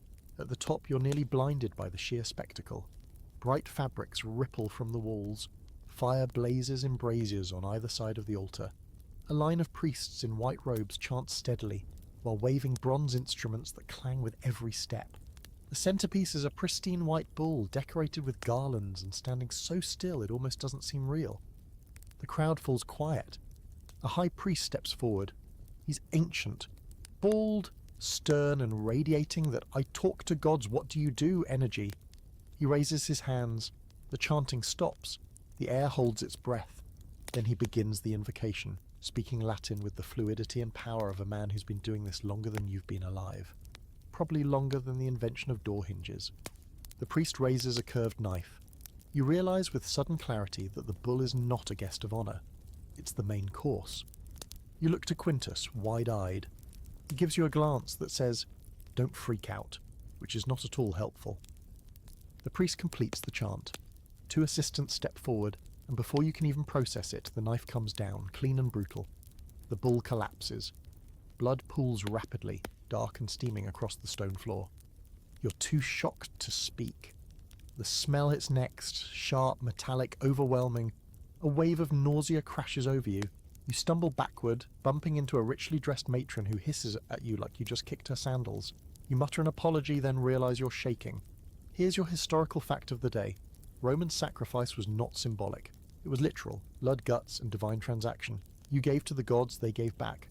If they didn't, clearly someone messed up the ritual and heads would roll. This wasn't about faith, it was about order. Debt, obligation, and now you're in the splash zone. The priest begins inspecting the bull's liver, calling out words you don't understand but recognise from your dusty mental file labelled bad omens. People murmur, frown, a few cross themselves. Something's off. The priest glances at the crowd and locks eyes with you. Just for a moment, it's nothing. A flicker. But it sends a chill down your back. He says something quietly to an assistant, who nods and vanishes into the crowd. Quintus doesn't notice. He's still watching the ceremony with the calm interest of a man who isn't being mentally filed under possible sacrificial contaminant. You try to look inconspicuous. You fail. You're sweating, your tunic's crooked, and you're standing like someone who recently witnessed his first state-sponsored cow murder. You edge toward the back of the crowd, hoping distance equals safety. Then the assistant returns, and he's pointing at you. "Tu ibi," he says sharply. "You. There." People turn, you feel the heat of their stares, your throat tightens. "Cur," you ask, trying to keep your voice steady. "Why?" The assistant just repeats the command, louder this time. "Venias." Quintus steps between you and the priest's man, saying something low and quick. There's an argument, brief but tense. Words like superstitio and auspicia get tossed around. You don't catch all of it, but it's clear they think your presence has soured the ritual. Bad signs, unfavourable omens. Your face is officially associated with a messed up sacrifice. Fun, fringe fact. Romans believed in haruspicy, divining the will of the gods by examining animal organs, especially the liver. If the liver looked wrong, someone or something had offended the gods. And when the ritual went sideways, they didn't blame the knife. They blamed people, foreigners, strangers like you. Quintus is arguing hard now. The priest's assistant seems unconvinced. You hear the word interrogatio, questioning. Your chest tightens. Then a loud voice cuts through the air. "Satis! Nuff!" Everyone freezes. The high priest has stepped forward again. He glares at the assistant, then turns to you. Slowly he raises a hand in a dismissive wave. "Discadat," he says. "Let him go." The assistant bows, reluctantly. Quintus grabs your arm and pulls you into the crowd, moving fast. You stumble down the steps, almost twisting your ankle, and don't stop moving until you're several blocks away, bent over in an alley, gasping for breath. Quintus doesn't say anything. He just stands beside you, arms crossed, as you try not to throw up. Finally, he mutters, "Diorum oculi sunt." The god's eyes are on you. Awesome, no pressure. There's a quiet moment. Then, in a tone that's not entirely joking, he adds, "Si iterum tea templum ducum me occidit." If I ever bring you to a temple again, kill me. You both laugh, weakly, but it's still laughter. Maybe that said something. That night, as you scrub the faint metallic scent of blood off your skin and lie awake staring at the ceiling, you wonder what exactly they saw in that liver. What omen? What sign? And what happens next if the gods really are watching you? The next morning brings bruised skies and a humid weight in the air that makes everything stick to everything else. Your tunic, your hair, your dignity. You wake up groggy and ache-limbed on the straw mat, muscles stiff from standing in the shadow of angry priests and nearly becoming the centerpiece in a celestial blame game. It's not even light yet. but there's already clattering in the courtyard and the sharp bark of commands drifting through the open shutters. You sit up, groaning, and that's when you hear it. Marching, not the polite shuffle of sandals on tile, not the sleepy stumble of a slave beginning his day. No, this is synchronized, rhythmic, heavy. Boots, lots of them, military. You peek through the slatted window and spot them. Rows of Roman soldiers in uniform, moving in that tight, terrifying formation like they were born to stomp people into obedience. Your stomach drops. Quintus knocks once before entering, which is generous given he technically owns the room and you're the weird stray he let in. He's already dressed, serious. He throws a bundle at you, a thicker tunic, darker fabric, and a belt. Indue, he says, put it on. You don't argue. You're not going to school today, he adds, carefully, in slow Latin. You're coming with me. To where, you ask? He hesitates. Castra, the military camp. You pause mid-tunic. Why? He sighs, then sits beside you. Every Roman citizen must train. Even me, and my father's friend Centurion, he asked me to bring someone. He eyes you. A volunteer. You try to process that. You've been mistaken for a barbarian, accused of sorcery, nearly sacrificed, and now someone wants you to play soldier. Optimus, he says with a smirk. He thinks you look like someone who needs discipline. You open your mouth to protest, then shut it. Because what's the alternative? Stay here and be remembered as the guy who cursed a temple? At least in a camp. Maybe you blend into a crowd. Maybe. By mid-morning, you're walking the main road out of the city, flanked by Quintus and two other young men, both cousins or childhood friends, judging by their way too relaxed attitudes. One keeps glancing at you like you're a walking novelty. The other just grins every time you trip on your own borrowed sandals. The road eventually leads to a massive fortified space beyond the city walls, the Castra. Roman military camps are basically cities within cities. Gridded streets, barracks, walls, a central command, everything built with terrifying precision. You'll wave through the gates without fanfare. Soldiers barely glance at you, which is comforting, for now. You pass training yards, rows of practice dummies, and young men hammering away with wooden swords. The air is filled with shouting, grunting, and the occasional thwack of someone being dramatically humbled by a wooden spear to the stomach. And then you meet Optimus. He's the centurion Quintus warned you about. Square jaw, square shoulders, square personality. He has the look of a man who once fought a bear for sport and still complains that the bear didn't try hard enough. He sizes you up like you're a disappointing loaf of bread. This is the one? He grunts at Quintus. Quintus nods, already regretting it. Optimus barks something incomprehensible and gestures for you to step forward. You do. He circles you, then pokes your shoulder. You soft, he says in slow, heavily accented Latin, clearly for your benefit. You run, you sweat, you maybe don't die. Encouraging, and so it begins. Your introduction to the Roman military lifestyle is not gentle. First, you run. A lot.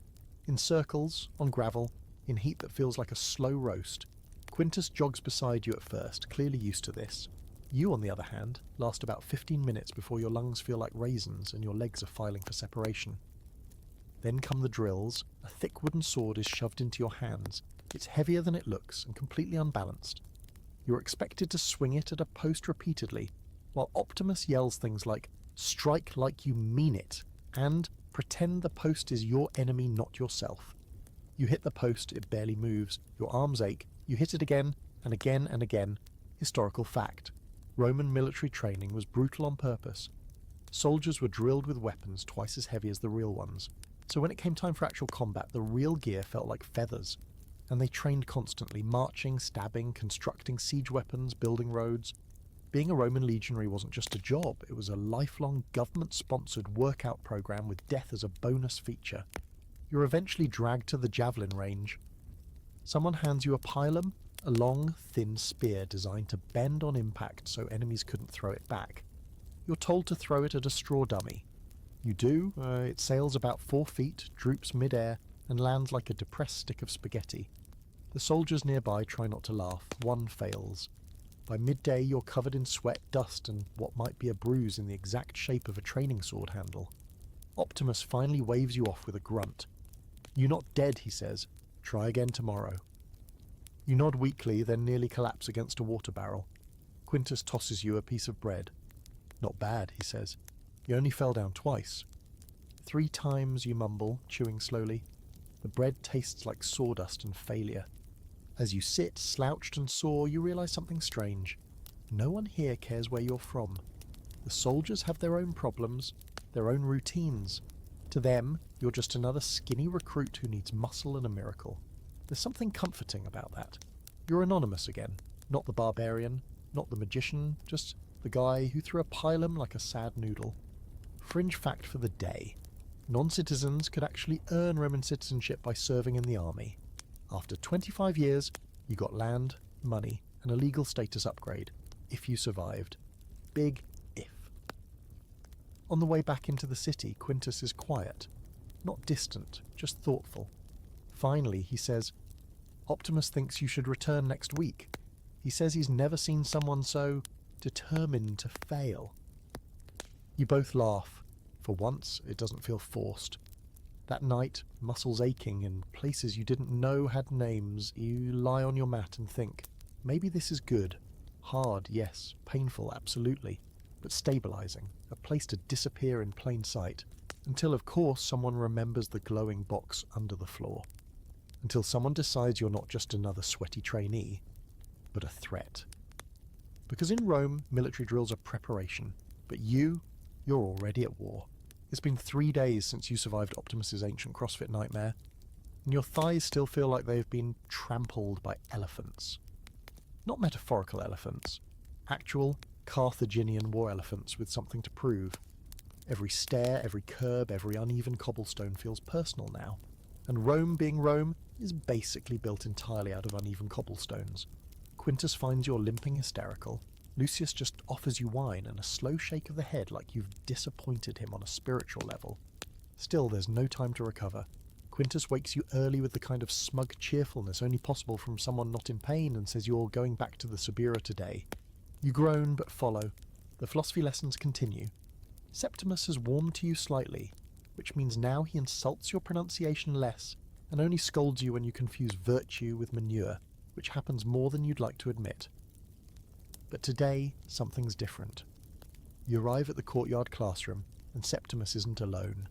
A stranger stands beside him, tall, pale, with dark hair, and the kind of face that makes you think of marble busts and suspicious motivations. He's dressed well, too well for the Subura. His eyes land on you immediately and narrow just slightly. You don't like that. "This is Gaius Marcellus," Septimus says, introducing the man like you should be impressed. "He funds this school, occasionally takes an interest." You nod politely, trying to channel the ancient Roman equivalent of "nice to meet you, please don't ruin my life." Gaius nods in return, but doesn't smile. "So, Yai," he says in smooth, practiced Latin, "this is the student from nowhere." Every muscle in your body goes on alert. Septimus must notice because he quickly steers the conversation toward ethics and the moral obligations of the state, and soon the other students are debating loudly about justice while pretending not to sneak glances at you. Gaius stays quiet, just watching. Occasionally he scribbles something onto a wax tablet. You don't like that either. When the lesson ends, the other students scatter, and you start to pack up your things, thinking you've dodged whatever bullet that was. Wrong again. "Walk with me," Gaius says, already moving toward the street. It's not a suggestion. Septimus gives you the barest nod, which either means go along with it, or you're probably already dead, so what's one more walk? You catch up to Gaius as he strides through the alleys of the Subura like he owns them, which, honestly, he might. "You've made quite a ripple," he says. "The priests know your face, the magistrates know your name, well, your attempt at a name, and still you wander freely." You stay silent. You don't trust your Latin not to betray you. He smirks. "You're clever not to speak. Every word is a clue, and some of us are good at solving puzzles." You swallow hard. You're being tested, and you know it. He stops suddenly at a small fountain, where a beggar is rinsing his hands. Gaius tosses the man a coin, waits for him to limp off, then turns back to you. "Tell me," he says, softer now, "where are you really from?" You take a breath. "Far away," you say simply. He nods like he expected that, but not just foreign, different. He tilts his head. "Do you know what people whisper about you?" magician, spirit spy. He shrugs. The truth doesn't matter. The perception does. That part you understand all too well. Then he leans in just slightly and adds, "If I wanted, I could hand you to the urban prefect today. You'd be in the Tullianum by nightfall. No trial, no delay. But," he pauses, "I don't want to." You blink. Why not? He finally smiles, "Because I think you're useful, so unusual. A tool I might need one day." "Ah, there it is." He steps back. "I'm going to give you some advice," he says. "Rome is the theatre. Everyone's acting. Senators, soldiers, priests, even street vendors play a role. The key to surviving here is learning your part and playing it well." You nod slowly, filing that under things I did not learn in public school. Gaius claps you on the shoulder like an old friend. "Keep your secrets, but know that I'm watching, not out of malice, just habit. And if you ever find yourself in trouble, and you will, remember my name. I can be very helpful or very dangerous." And then he walks away just like that, leaving you next to a mossy fountain and a lingering feeling that you've just met a man who's either going to save your life or end it. Historical fact: patronage was everything in Rome. Power wasn't just about wealth or bloodlines, it was about connections. The more powerful the person backing you, the safer you were. Gaius Marcellus clearly is power. The question is whether you're a project, a pawn, or a future liability. You return to Quintus's house later, exhausted, your thoughts a tangled mess. Lucius is drinking in the atrium again and waves you over. "Sit," he says. "You look like someone who saw the Emperor naked." You sit. You don't speak. Lucius sips his wine. "Quintus says you've impressed Septimus." You shrug. "Maybe." He grins. "Don't get cocky. He praises sparrows before he eats them." You manage a laugh. It's weak but real. Later that night you sit on the edge of your straw mat, staring at the floor tile beneath which your phone still sleeps. You haven't touched it in days, haven't even dared to check if the battery's holding out. It's safer that way, safer for everyone. But part of you itches, wants to press that button, wants to see the glow, a reminder that you came from somewhere else, that all of this, Rome, temples, sacrifices, politics, it's real but it's not yours. And yet, it's starting to feel like maybe it is. Maybe. Fringe fact for today: in some mystery cults of Rome, initiates were told they had to die before being reborn. Symbolically, yes. But sometimes it wasn't just metaphor. You're starting to feel like you're going through one of those rites, minus the robes and chanting. You lie back, watching shadows play on the ceiling. Today you met power. Tomorrow you might need it. You don't mean to end up in the middle of a battle. Honestly, you'd planned on spending the day reviewing Latin declensions and maybe limping through another hour of Optimus's military boot camp disguised as training. But Rome, in its endless enthusiasm for chaos, has a way of derailing your plans and replacing them with near-death experiences. Today is no different. It begins when Quintus wakes you at dawn unusually tense. He doesn't speak right away, just tosses you a tunic that's heavier than usual and gestures to hurry. You ask groggily, "What happened?" He mutters something about unrest and volunteers, then adds, "We are being sent to support the Vigiles." "The Roman Fire Brigade?" You blink, confused. "No fire," he clarifies. "Rebellion." You sit up. Rebellion where? He doesn't answer. He just hands you your belt and a short wooden club that feels wildly inadequate for anything you'd call a rebellion. Within an hour you're marching with 24 young men, students, off-duty soldiers, even merchants' sons, toward the edge of the Subura, where the city begins to thin out into workshops, tenement blocks, and taverns that double as fight clubs. The problem, apparently, is a labour riot. A group of cart pullers and dock workers protesting over rising grain prices and what they claim are illegal taxes from a local magistrate. Word is, it started with a peaceful march, but someone threw a rock, then someone threw a body. Now it's a full-scale brawl. You arrive at a wide-open plaza just in time to see a mob hurling insults and objects at a line of heavily armoured soldiers. There are torches, clubs, pitchforks, and more than one angry man holding a spade like he means it. The soldiers shout orders, shields bang together. The air is thick with tension, dust, and the unmistakable scent of too many bodies packed into too small a space. You feel it before anything starts, the moment before a thunderstorm when even your bones know something's coming. Then someone in the crowd screams, "Servitium Romanum est! We are Rome's slaves!" and just like that it explodes. The mob surges forward. Rocks fly, soldiers charge. You don't even have time to brace before someone shoves you and suddenly you're stumbling forward into a human hurricane. Quintus yells something behind you, but it's lost in the roar. You duck a swinging torch, elbow a man out of your path, and end up in the middle of the chaos, clutching your useless wooden club like it might turn into a sword if you believe hard enough. Here's a sobering historical fact. Roman mobs weren't just angry, they were organised. These were people who built ships, carried marble slabs, and dragged goods across the empire. They were strong, fed up, and desperate. And desperate people fight hard. You swing once, blindly, and hit someone's shoulder. You're shoved sideways into a crate. You fall, roll, scramble to your feet, and immediately dodge another club aimed straight at your skull. You run, no strategy, just instinct, and duck into a narrow alley that reeks of sour beer and ash. You lean against the wall, panting, heart in your throat. You're not a soldier, you never were, and if you stay out there, you're going to die in a riot started over spoiled bread and unpaid wages. But then you hear something that stops you. Quintus shouting your name. You poke your head out. He's pinned between two angry dock workers, one holding a rusted meat hook, the other gripping a length of chain like he knows how to use it. Quintus has his club up but looks cornered. Without thinking, you charge back in. The first man doesn't see you coming. You slam your club into his ribs, and he crumples with a gasp. The second swings the chain. It wraps around your arm with a sting, but you yank it hard and pull him off balance. Quintus takes the chance to crack his club across the man's face. Blood sprays. He drops. Quintus grabs your wrist and pulls you backward. "Stultusis!" he yells. "You're an idiot." You both stumble away from the fray, weaving through alleyways until the noise fades behind you. When you finally stop, your arm is bleeding, your breath is ragged, and your tunic looks like it lost a war. Quintus is leaning against a wall, panting, but he grins. "Non omnino inutilis," he says. Not completely useless. You laugh once, sharp and surprised, then wince. Your ribs hurt more than they should. Something's definitely bruised.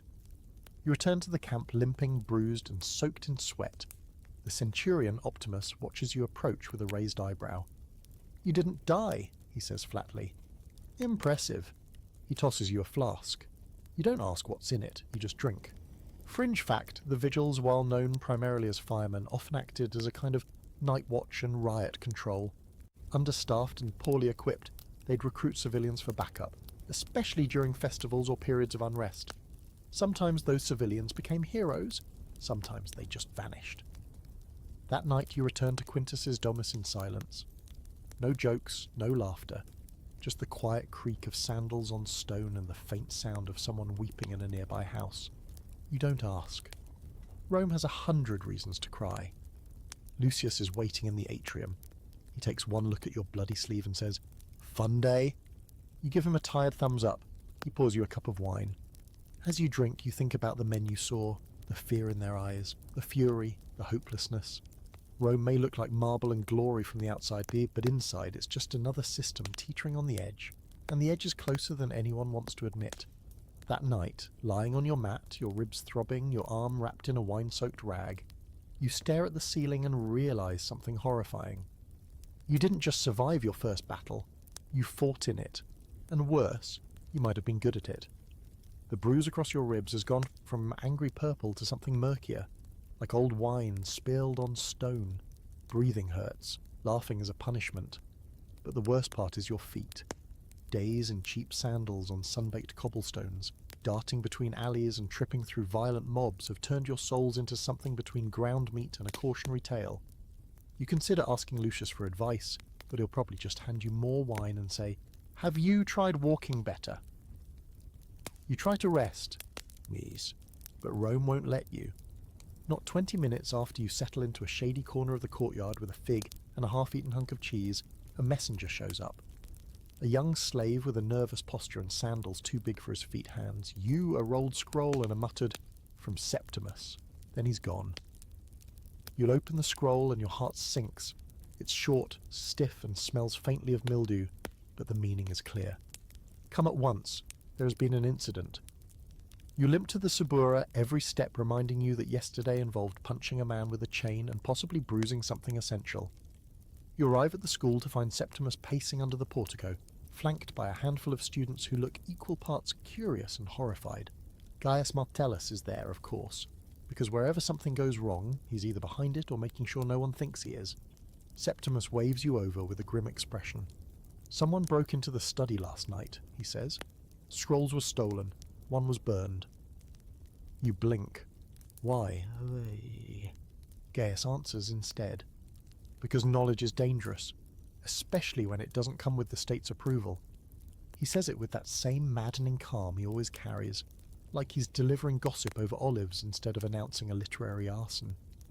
You glance at the others, who are all whispering in clumps, one of them pointing at the wall where soot still stains the plaster. Was anyone hurt, you ask? No, says Septimus, but the message was clear. He doesn't explain what the message was. He doesn't have to. The destroyed scroll wasn't just any text. It was a banned piece of philosophical writing. Something about the equality of all men. A dangerous idea in a city where hierarchy is sacred and slaves outnumber citizens.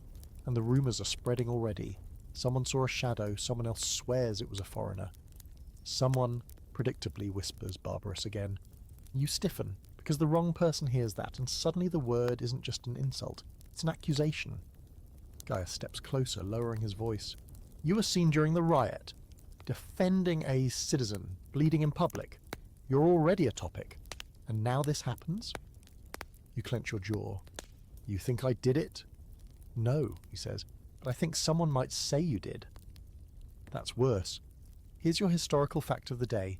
The Roman elite loved their philosophy, until it stopped agreeing with them. Stoics preaching virtue and civic duty? Excellent.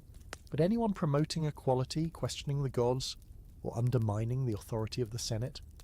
Suddenly their homes were searched, their scrolls confiscated, and their lives shortened significantly. The line between teacher and traitor was as thin as a senator's patience. Septimus turns to you.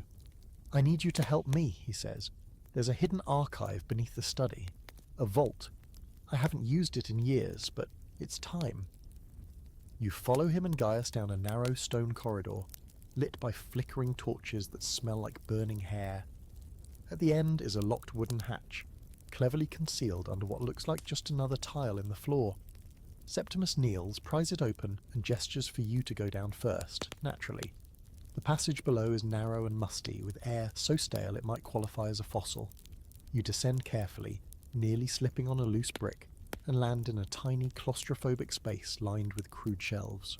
Old scrolls, wrapped bundles of parchment, clay tablets, some intact, some eaten by time. This is no ordinary archive. This is a forbidden one. Take the text marked with red twine, Septimus calls down. As many as you can carry. You start packing them into a satchel, heavy, fragile knowledge, while your mind races. Who did this? And more importantly, why now?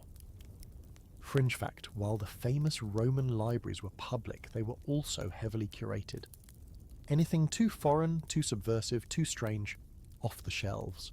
Some works survived only because individual scholars risked hiding them, copying them in secret, preserving what the state deemed dangerous. You're now part of that chain. Lucky you. You emerge 10 minutes later, arms full, face streaked with dust. Gaius takes one look at you and says, You look the part now. What part? The conspirator? Not comforting. Back upstairs, the students are gone. Septimus seals the trapdoor again and wipes the soot from his hands. These will stay with me, he says, lifting the scrolls you saved. But they can't stay here. The wrong eyes are already watching. Gaius nods. Then give them to me. You don't like the idea, but Septimus does. He has resources, he says, and a house full of locked rooms. You hand the scrolls over reluctantly. Gaius tucks them into his cloak like a man smuggling secrets, which technically he now is. On your way back home, you and Quintus, who showed up just in time to miss all the action, walk in silence. He's unusually quiet, till finally he says, Rome is shaking lately. You glance at him. 'Cause of books? He shrugs. Books, riots, temples, omens, You smile faintly. Thanks. I meant that literally. Great. That night, you're too wired to sleep. You sit in the courtyard under a darkening sky, listening to the city. A dog barks. A drunk stumbles past the gate, singing about lost love and stolen sandals. Somewhere in the hills, thunder rolls, distant and vague. And you wonder, how long can you walk this line? You're not Roman, you're not safe, and you're now involved in something much bigger than trying to survive long enough to get decent shoes. You're part of a secret, a dangerous one. And in Rome, secrets don't last, they unravel. You're not awake for long the next morning before everything goes sideways again. And this time it starts with chains, literal ones. The iron kind that clank and rattle in the worst possible way, especially when they're being fastened to your wrists. You're still half asleep on your straw mat when a door bangs open, followed by heavy footsteps and shouting. 3 armed men storm into the storage room, flanked by a grim-faced slave who blurts out your name, your Roman name, Tailorus, in that voice people use when they're about to ruin your life. They seize you before you can speak, before you can even sit up. You try to yell, try to ask what's happening, but one of them jabs the hilt of his sword into your gut, hard enough to knock the air out of your lungs. The room spins. You go down to your knees. When your vision clears, Lucius is in the doorway. He looks more irritated than surprised. "Don't resist," he mutters. "Just go. Try not to look guilty." "I am not guilty," you gasp. He raises a brow. "Then you'll survive the trial. Maybe." You're dragged through the streets like a prize pig, barefoot and half-dressed, with one soldier holding your arm and another keeping a hand on his blade. The people of Rome aren't subtle. They point, whisper. One woman hisses and spits on the ground. A vendor you once bought a shriveled fig from shouts, "Barbarous! Magus!" Someone laughs. The chains clank with every step. The sun glares down like a torch held too close to your eyes, and then you see it. The Colosseum. You blink. No, that can't be right. You're not important enough for that. But they're not dragging you toward the arena entrance. They veer off to a smaller, far more grim-looking structure attached to its side, the prison annex, historical fact time. The Colosseum wasn't just for battles and beast fights. It had holding cells, chambers for condemned prisoners, and a whole subterranean nightmare maze where you could be prepped, punished, or conveniently misplaced. And you're being taken right into its guts. You're thrown into a stone cell. It's dark, it smells like old blood and mould, and the straw is wet, which somehow feels worse than no straw at all. Your wrists ache, your mouth is dry. You call out once. No one answers. Hours pass, or maybe more. It's hard to tell. There's no light, just the occasional flicker of torch glow as someone walks by, accompanied by the distant sound of cheering. A roar rises. The crowd above you is watching something die. You're just waiting for your turn. Then the door creaks open. A new figure steps in, tall, broad, and swathed in leather armor. He looks down at you like he's trying to decide whether you're even worth speaking to. "New recruit," he grunts. "Lucky for you, they didn't want blood yet." He tosses a bundle at you. It's a tunic. Rough, stained, reeking of sweat. You recognize it before you even unfold it. Gladiator gear. "What?" you say, voice hoarse. "You're not important enough for a proper execution," the man says, "so they're giving you a chance." A chance at what? He grins, humorless. Entertainment. And just like that, you're conscripted into Rome's most beloved reality show. Fringe fact. Not all gladiators were trained professionals. Many were condemned prisoners, criminals or debtors thrown into the ring for the public's amusement. They were called damnati ad ludum, condemned to the games. Their job wasn't to win, it was to die, interestingly. You're hauled out the next morning cleaned, oiled, don't ask, and shoved into a sandpit alongside the other equally terrified men. The arena is smaller than the Grand Colosseum, an off-site practice ground, but the energy is the same. You can hear the distant crowd warming up, cheering at some poor soul fighting a bear or a very committed man dressed like one. Next to you stands a man with shoulders like a marble statue and a face like he's been punched by history. He grunts and says, "Gaius," offering a hand. You take it. "Tailorus," you answer. "First time?" You nod. He smirks. "You'll be fine if you stay behind me." Then comes the training, Kegen, which is really just the instructors throwing wooden swords at you and yelling in Greek. You're taught how to fall, how to bleed, how to scream convincingly. Actual survival techniques, not high on the curriculum. You're paired with Gaius for sparring. He knocks you down 5 times before you land a single clumsy jab. He nods approvingly when you don't cry. By nightfall, your body feels like it was used as a demonstration for what not to do with your ribs. You're given stale bread, a handful of olives, and a water skin that tastes like rust and wine. Historical debate. Some scholars argue that certain condemned men, if they impressed in the arena, could earn a kind of celebrity status. They'd be given names, fans, and maybe even freedom. Others argue that was rare propaganda, used to keep the masses entertained and the condemned hopeful. You don't know which side is right, but you know one thing, you're on the schedule. Tomorrow you're going into the arena, not the big one, thank Jupiter, but a public match all the same. A crowd, a weapon, a fight, probably staged, hopefully. As you lie on your stone cot in the cell staring at the rough ceiling, Gaius mutters from across the room. Got any gods you like? You pause. Not sure? He nods. Pick one, pray, can't hurt. So you do. You whisper a prayer to anyone listening. Not for glory, not for vengeance, just for a short fight and a long life. Because tomorrow you're going to bleed for Rome, and if you don't do it well, they'll make sure it's your last performance. Morning arrives fast, cruel and loud. Trumpets blare somewhere above you.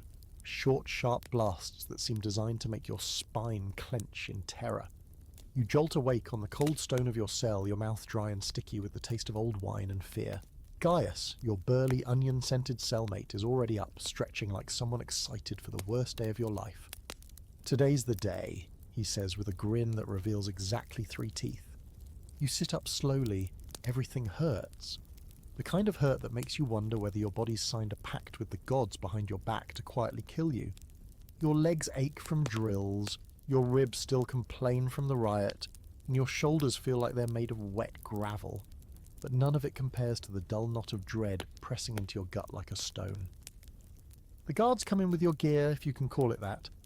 A battered leather chest strap that looks like it's lost more fights than it's won, a short gladius that wobbles slightly at the hilt, and a tiny rectangular shield you could use to serve charcuterie at best. You strap it all on like a child playing war in a Halloween costume and try not to hyperventilate. They march you through a long corridor that smells like sweat, fear and blood that's been mopped up just enough to pass inspection. You hear the crowd before you see them, cheering, chanting, booing. They're already worked up, their bloodlust warmed and frothing after watching someone get mauled by a boar or humiliated by a slippery net fighter. You're not the main event. You're the snack between courses. Gaius walks beside you, calm and loose. Just stay alive, he says. And don't lose your footing, the sand's deep. How many times have you done this, you ask, trying not to sound like a terrified pigeon. Twice, he says. Once I lost. Once I pretended to lose. He winks. Crowd loved both. You reach the gate. The guards pause. The wooden doors creak open just wide enough for the blinding light of the arena to flood in. You can't see the crowd, just hear them. A throbbing sea of sound. Somewhere in the stands, someone rings a bell, and then you're pushed out. The heat hits first. The midday sun bakes the sand, reflecting upward into your eyes and burning into your skin. You blink rapidly, heart pounding. The arena is smaller than the Colosseum, but to you, it might as well be the centre of the universe. Around you, hundreds of Romans lean forward with wine cups in hand and laughter already on their lips. Your entertainment, your meat. A voice booms across the field, some announcer shouting your names, though they butcher both of them into something like Te Lu Russ and Gaius the murderer, and the crowd loves it. You stand in the centre, squinting across the pit. Your opponent is not Gaius. Apparently this is a solo match. You're facing a stocky man in proper bronze armour, with a helmet shaped like a fish. His gladius glints in the sun. He has a real shield. You have a dinner plate and your last regrets. Here's your historical fact of the day. Not all gladiator matches were fights to the death. Sometimes it was about the show, the drama, but the crowd had the power. If they were bored, or if one fighter refused to die interestingly, things could change real fast.